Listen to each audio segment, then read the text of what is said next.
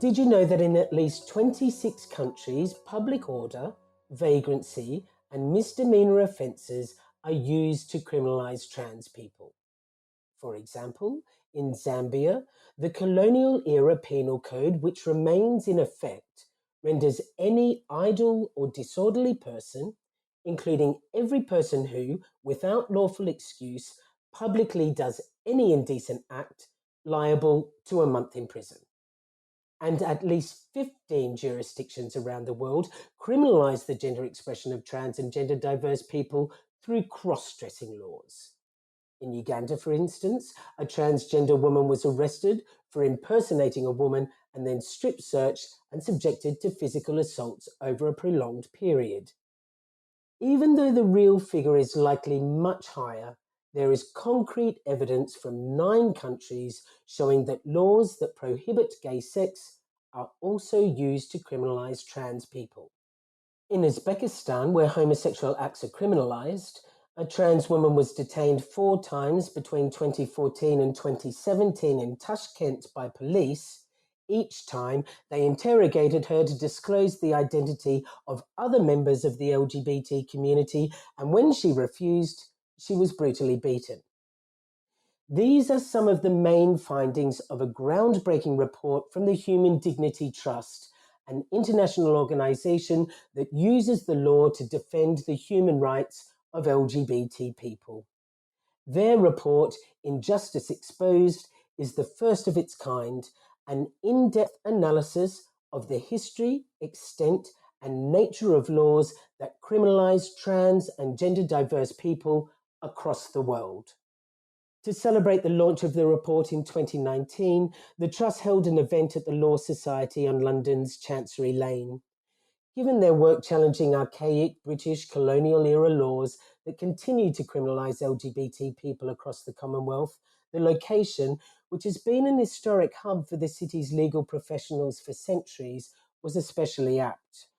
My name is EJ Scott, and in 2021 I was awarded the UK's Museum Activist Award for my work as the founder and curator of the Museum of Transology.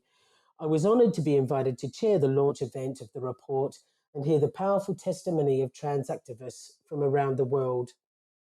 After 2 years of the pandemic preventing us from getting into the studio, we're finally now bringing you this podcast recorded live at the event.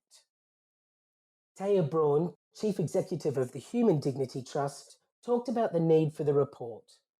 Thank you very much, EJ, and welcome to everybody. Thank you for coming out in particular to help us mark what is the beginning of Trans Awareness Week.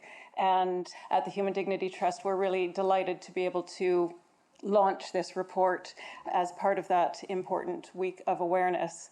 We often speak about or hear spoken about LGBT criminalization, but actually most of the discourse has been about the criminalization of gay and bisexual men and its impacts. And so we wanted to take that legal research further and look at the T in the LGBT and how are trans people criminalized, both in the same ways as those other groups, but also in different ways. And I particularly want to thank the trans activists globally who formed part of a working group that advised us during the research and drafting of the report, some of whom we're delighted are here with us tonight. So thank you again, everybody, for coming.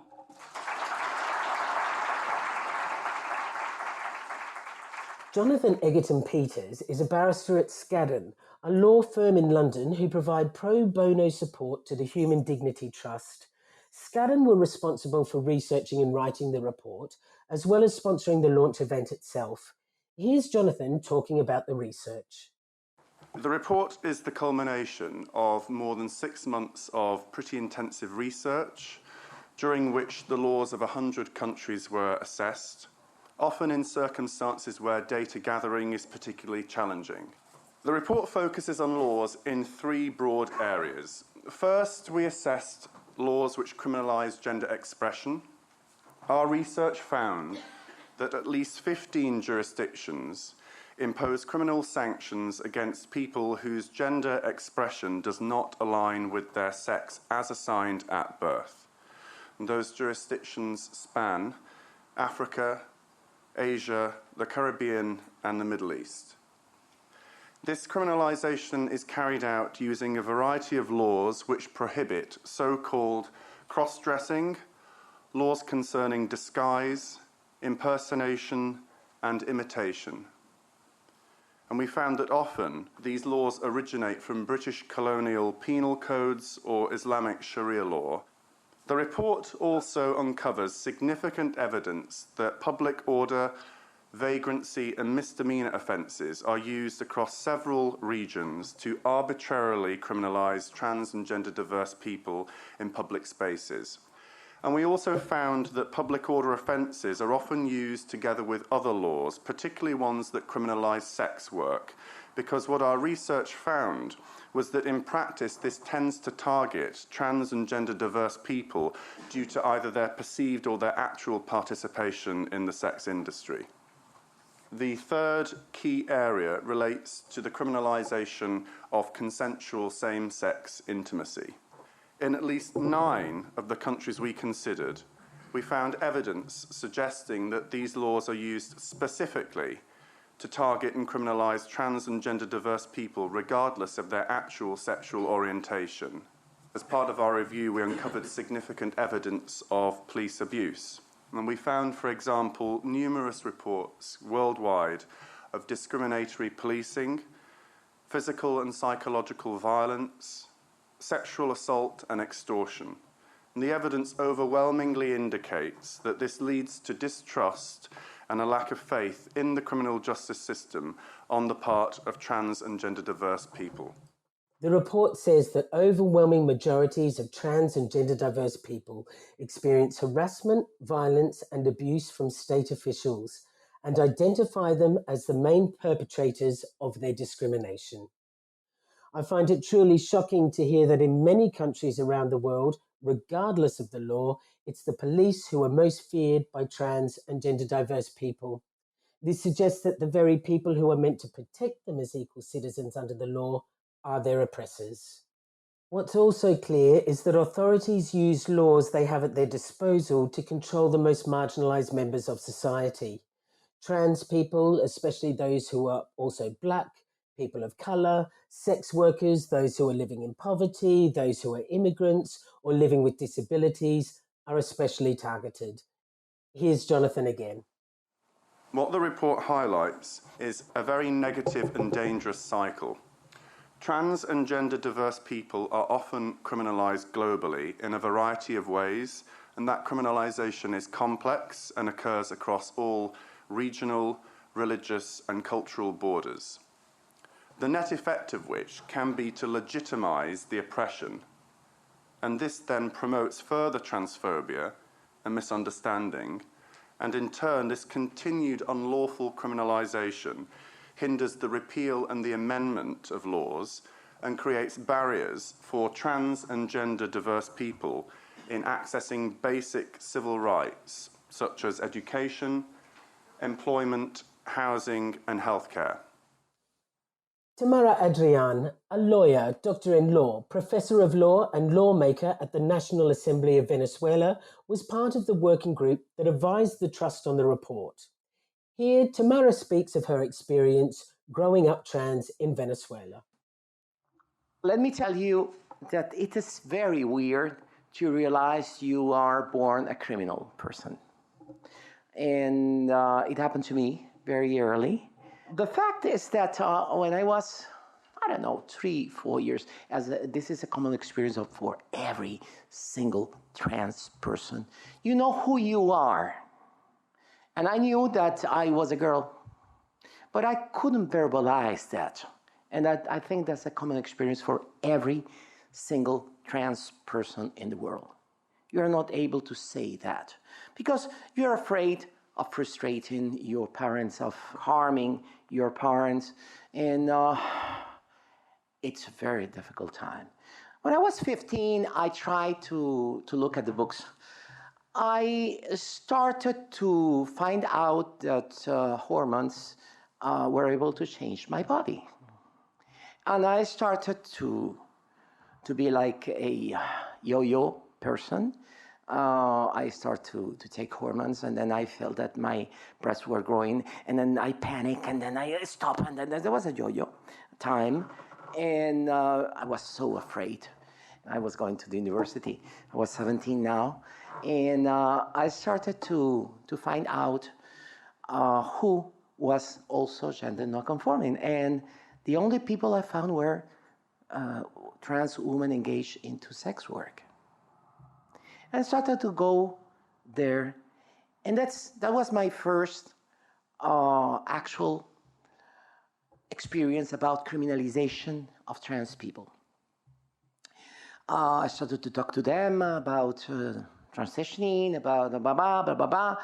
Back in that time in Venezuela, we had the law that was called Ley de Vagos y Maleantes, that was a vagrancy law that allowed police without trial to put you in a re-education camp for up to 3 years. And then I got married as a man because I needed to melt down for years. I told my ex-wife what I felt, and I just kicked off of the house, and 2 children remained, my daughter and my son. They are now 30-some. And I noticed, and I decided that I couldn't live like that, that I would rather be dead than live in a body that did not match my identity. It was so hard. And then I started to transition as a lawyer, as a law professor. And let me tell you, it was not easy. Back in that time, I had a law office. I knew that it was going to be hard to keep my clients, but to my surprise, most of my clients did attach to me and never let me, until now, by the way. I thought I was going to be kicked off of the university. I was not. The 2 universities I teach, even a Catholic university. And they started to accept me. The students started to accept me. I started to fight in favor of all minorities, women's rights, LGBTI rights. And as a lawyer, as a law professor, you are in a better position to fight for equal rights than people that doesn't have the same abilities and the same knowledge. And that's what I've been doing for so many years now. So when I see the result of this report, I'm compelled. I'm compelled by the fact that when you're a criminal born around the world, you're not entitled to get educated. You're not entitled to get a decent job. You're not entitled to have a decent life. You're not entitled to be considered a first-class citizen. And in order to overcome that, you have to fight. You have to fight so much. Such powerful testimony from Tamara. What she's achieved against all odds is inspirational. Zan Chiam worked as Programme Coordinator of Gender Identity and Expression, Sport and Human Rights at ILGA World, and also advised on the report. Here he speaks about the details of criminalisation. Most of the actual criminalisation on the books of trans people comes from leftover British colonial laws, or they come from Islamic Sharia laws. But there's a whole range of laws that can be used in any jurisdiction by the police against trans people as and when they feel like it. For example, the police might pick up a person under one law, but then when they're finally charged, use another one because that's an easier one to charge them with.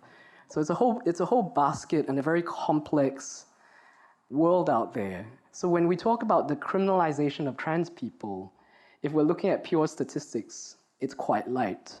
But if you're looking at how people are actually being impacted, how people are being held back from living their lives, how people are being stopped in the street, how people feel unsafe to move around, how people might not feel safe to express themselves, then I would quite confidently say that it happens in every single country of the world. We just don't have the information in every single country of the world. Injustice Exposed is a crucial and unique addition to the body of research on the specific ways that trans and gender diverse people are criminalised across the world. We heard insights from the researchers who wrote it and the panel of activists who gave personal testimony and helped shape the report on how these laws adversely impact people and prevent them from living full and authentic lives. What the report makes clear is that these discriminatory laws must be repealed. But this is not the only remedy. It's also imperative that states make concerted efforts to tackle prejudices against trans and gender diverse people.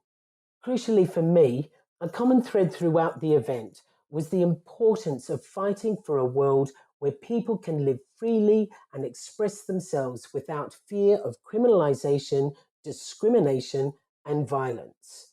The report is an important read for those who are interested in learning how discriminatory laws affect LGBT people globally. You can read the full report and find out much more on how the Human Dignity Trust uses the law to defend the rights of LGBT people at humandignitytrust.org.